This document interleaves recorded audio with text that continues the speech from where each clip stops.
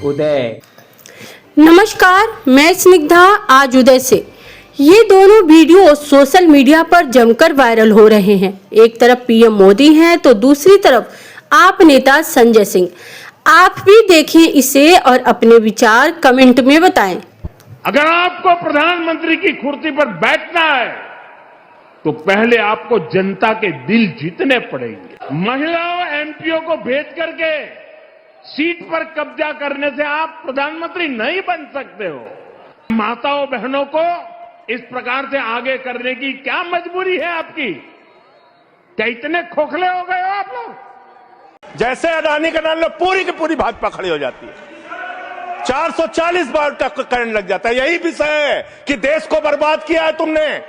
कर्जा दे दे के अपने दोस्तों को भगाया है। आपका दिमाग बड़े बकायेदारों से कर्ज वसूलने में नहीं है। अगर होता तो ये हजारों करोड़ के जो बकायेदार इनके पासपोर्ट जब्त करो ना। संजय सिंह के तो पासपोर्ट आपने जब्त किए हैं, एक एक सांसद के पासपोर्ट आपने जब्त किए हैं। इन डकैतों के पासपोर्ट क्यों नहीं जब्त किए आपने?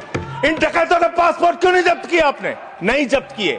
आपका दिमाग क्या है? यूट्यूबर पकड़ना है, न्यूज वाले को पकड़ना है, 4 PM संजय शर्मा का बंद करना है, राजीव निगम का फेसबुक बंद करना है, मुकेश मोहन पे मुकदमा करना है। खाली आपको अपने विरोधियों का गला घोटने के अलावा दिन रात कोई काम नहीं है। खाली आपको अपने चंद पूंजीपतियों को फायदा पहुंचाना है। देश की जनता भाड़ में जाए, कोई मतलब नहीं आपको। नोटबंदी करके आपने देश की अर्थव्यवस्था को बर्बाद किया। आपने एक अपने पूंजीपति दोस्त को हिंदुस्तान की सारी संपत्ति देके देश को बर्बाद किया।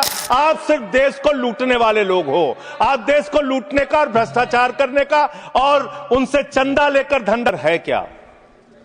बड़े बकाए कर्जदारों को, जो बड़े बड़े कर्जा लेके बैठे हुए लोग हैं, उनको आप संरक्षण देने का काम इस बिल के माध्यम से कर रहे हैं।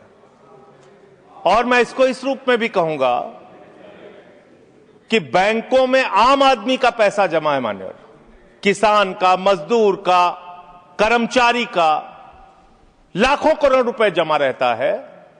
वो पैसा आप गरीब आदमी को नहीं देते, उनके रोजगार के लिए नहीं देते, एमएसएमई सेक्टर के लिए नहीं देते। वो पैसा उठा के आप अपने चंद पूंजीपति मित्रों को दे देते हैं। जिन मित्रों से आप पीछे से चंदा लेते हैं और धंधा देते हैं, उन मित्रों को आप पैसा दे देते हैं।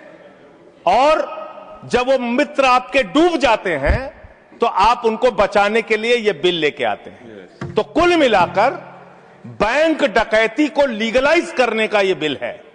बैंकों पर जो डकैती हो रही है आपके दोस्तों के द्वारा, आपके मित्रों के द्वारा, उसको लीगलाइज करने का काम इस बिल के माध्यम से आप कर रहे हैं। आपका ध्यान इस देश की अर्थव्यवस्था को ठीक करने के लिए नहीं है, मान्यवर। मैंने पूरी डिबेट सुनी लोकसभा की।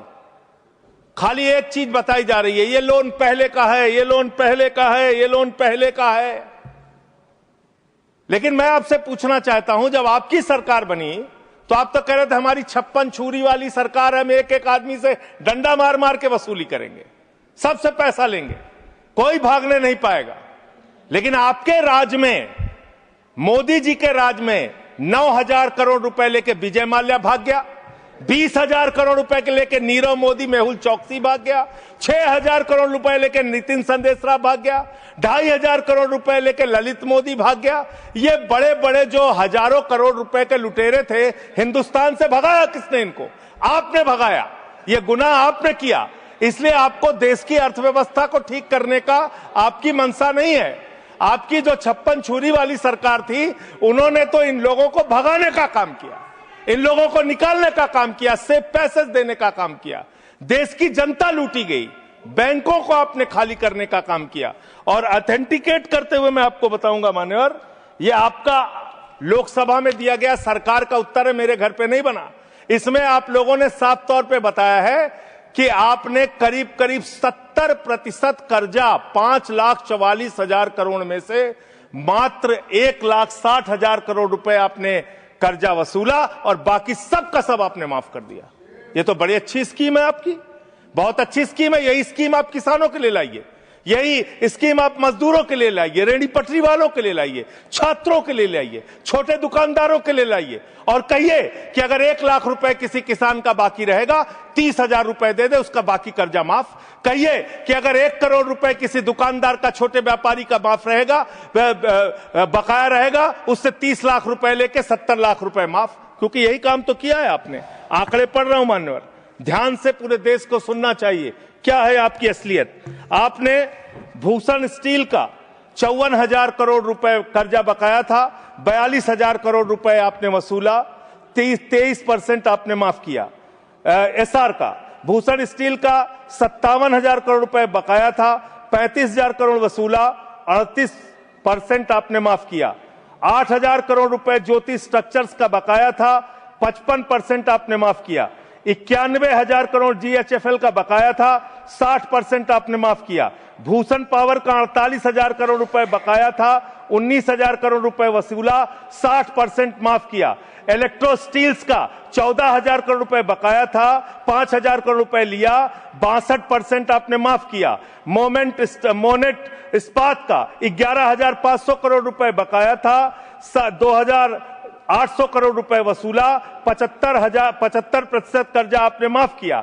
एमटेक का 13,500 करोड़ रुपए बकाया था, 2,700 करोड़ रुपए वसूला, 80% आपने माफ किया। आलोक इंडस्ट्रीज का 30,000 करोड़ रुपए बकाया था, 5,000 करोड़ रुपए वसूला, 83% आपने माफ किया। लैंको इंफ्रा का 47,000 करोड़ रुपए बकाया था, 5,300 करोड़ रुपए आपने वसूला, 88% कर्जा आपने माफ किया। वीडियोकॉन का 46,000 करोड़ रुपए बकाया था, 2,900 करोड़ रुपए वसूला, 94% कर्जा आपने माफ किया। एबीसी शिपयार्ड का 22,000 करोड़ रुपए बकाया था, 12,000 करोड़ रुपए वसूला, 95% आपने माफ किया। आपने श्रीवास्तव इंडस्ट्रीज का 4,800 करोड़ रुपए बकाया था, 320 करोड़ रुपए आपने वसूला, 95% कर्जा आपने माफ किया।